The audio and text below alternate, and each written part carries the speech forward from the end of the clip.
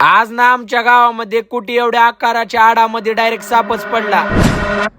तर भावांनो, मी बंटी भाऊ, स्वागत आहे तुमचं आपल्या अजून एका नवीन मिनी ब्लॉग मध्ये। विषय असा होता की साप निघालाय म्हणून अक्षय भाऊला कळाला होता। मग अक्षय भाऊन आपल्याला म्हणला की चल भाऊ साप पकडाय शिकतो। मग भाऊला म्हणलो असं बी लोकले सापासारखं रंग बदलायले, त्यांना पकडतो आणि जंगलामध्ये नेऊन सोडतो।